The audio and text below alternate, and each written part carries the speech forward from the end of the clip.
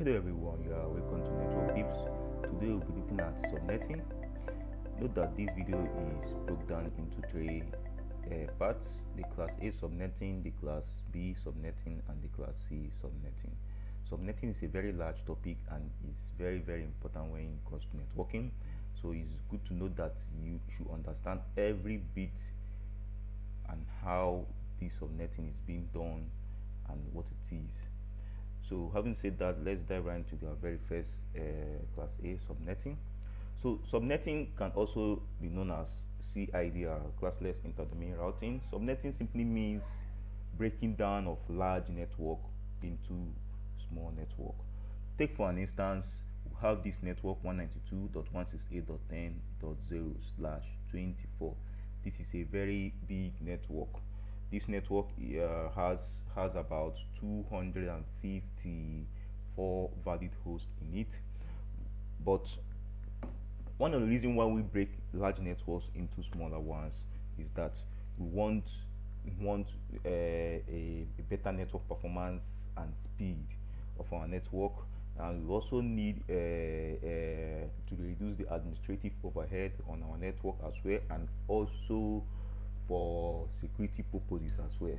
That's one of the reasons why we break down networks into smaller ones. Later on in this slide, when we are dealing with VLANs, you also understand better how this subnetting also comes into play. So if you want to break down a network into two, first of all, you have to go into determine the host part of that network, and also the network part of that network. So the network part of this network, like I told you in the last class, to determine it, you're going to know where you're going to use your subnet mask to determine the network part, that's the network ID of that network. So to determine the network part of that, we have /24. The subnet mask of /24 is 255.255.255.0. This is our subnet mask for this /24. How did I came about /24? It's very easy. If I convert this 255.255.255 into binary, 255 is going to give me 1 1 1 1 1 1 1 1. And if I count these ones, that is, each octet contains 8 bits.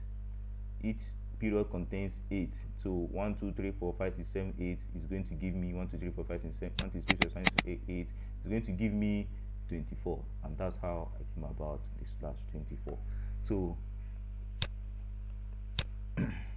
So to determine our network, the subnet marks, the 255 stopped here. 255 stopped here.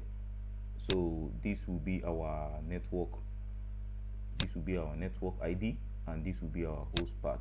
To convert these zeros, this 0 host part, this 0 into binary, is going to give us 8 zeros. So you're going to have 8 zeros here. So to break down network into smaller parts, we're going to borrow 1 bit from that host part, and this is the one that I borrowed, which, if you borrow 1 bit, you're going to convert it to 1. It's no longer going to be 0. So 1, and we still have the remaining bit, which is 7. So determine how many number of times we are going to break down that network. We're going to do 2 to the power of that bit, how many bits that you borrowed, which is 1. So 2 to the power of 1 is going to give me 2. So let me take, for instance, I have this big network, which is /255, and I want to break it down into 2. I have 1 here and I have 2. Understand? So this one part of the network, is another part of the. Now that we have broken down our network into 2 parts, how many addresses will be on this one network and how many addresses will be on this other network? So to determine that, we're going to do 2 to the power of the remaining host bit that is left out after we borrowed 1 bit. Remember, we borrowed 1 bit, so we had like 8 bit before, but we borrowed 1 bit now, which now left us with only 7 bits. So 7 bits, 2 to the power of that 7 is going to give me 128.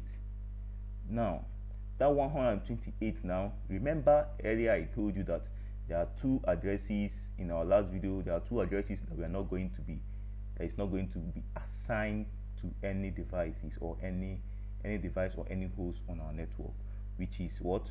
Our network ID and also our broadcast ID. It's not going to be assigned to anybody on our network. So I'm just going to just minus those two addresses immediately here, just to determine the number of valid hosts that we have. So 2 to the power 2 minus 128 is going to give me 126. So each of these guys contain 126 valid hosts. 126 valid hosts. Then we have to determine our very first network ID. Our very first network ID is going to be the very first network that we broke down. So you can see these are the same. This is our very first network that we broke down. So to determine the very first network ID is going to be the very first network that we broke down, which is 192.168.168.10.0. Don't worry about this /25 now. I'm going to tell you how we came about that as well. Now, the network, we have our very first network ID. We are going to find out our broadcast ID of that network as well. So we are not going to assign that address to anybody on the network. So that address, in fact, if you assign it to a device, the device will not even accept it. In fact, so this address cannot be assigned. So you can't even make a mistake to assign it to anybody. So to determine this broadcast ID, we are going to first of all find our next network ID. Remember I told you that we have two networks. So we have found the very first network, the network 1. So to find the network ID of the broadcast ID of that first network, we're going to first of all find the network ID of the next network. So the network ID of the next network, to determine that, we are going to look at where we borrowed the bits. We borrowed 1 bit. Now if we borrow 1 bit, our place value, our 1 bit is going to occur on our place value of 128. So this is the table we're making use of. So that's saying, remember this table is familiar.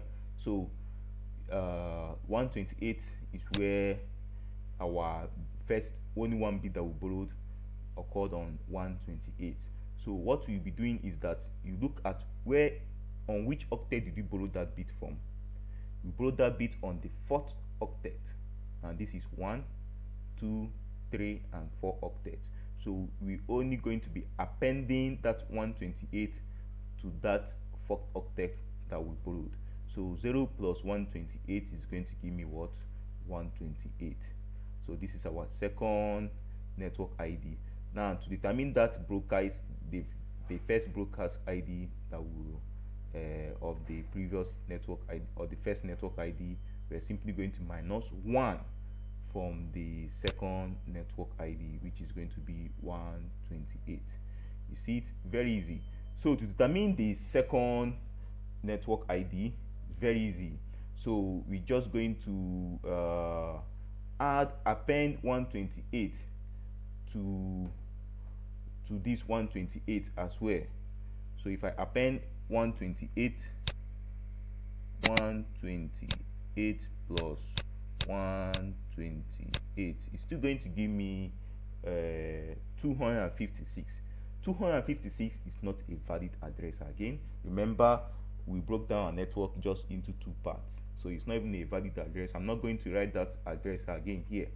No octet, no octet should be more than 255. Remember this. Any octet that is more than 255 is not a valid IPv4 address. So 128 plus 128 is 126. So I just want to use it and determine my broadcast ID of this second network. I'm just going to minus 1 from it, and it's going to give me 125. Or rather, you can just, instead of doing it doing that way, you can just make it 125 immediately, because the last broadcast ID of the last network will always be 255. That's it. That's another way you can also determine this. So it's very easy.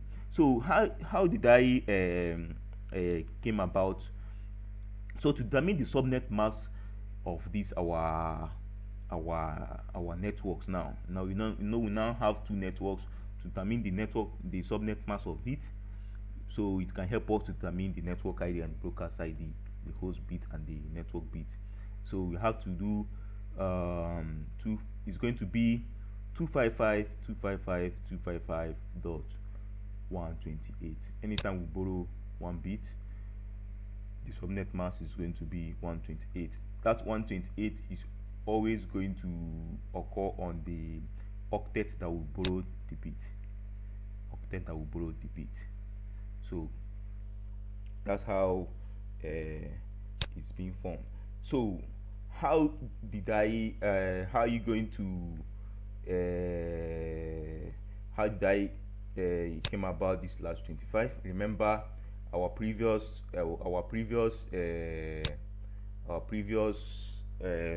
this thing is 24. So if I do 24 plus 1 is going to give me what? 25. So that's how this 25 came about. So you can see it's 25 and 25. So if you look at these things, is very easy. It's not difficult at all. Very, very easy. So let's look at another example and see how we're going to break down that network. So looking at this network, I want to break down this network. Let me say I want to break it down into, let me say, 4 parts. So to break down a network into 4 parts, I'm going to borrow 2 bits. So if I borrow 2 bits from this guy now, if I borrow 2 bits, you can see I have now 1, 2 ones here now, and the remaining bits that is remaining is just 6. So to determine how many times I'm going to break down this network, I'm just going to do 2 to the power of that borrowed bit, which is 2. So it's going to be 4. So let me say I have a big network like this. It's going to be 1 and 2. So 1, 2, 3, 4. You can see it. So have a big network now. So if I'm to determine how many valid number of hosts that is going to be on each and every one of these network, I'm going to do 2 to the power of the remaining host bit that is left out after borrowed. So it's going to be 6, like I told you. So it's going to be 2 to the power of 6, which is going to give you 64. But there are 2 addresses that we are not going to be assigned, which is the network ID and also the broadcast ID.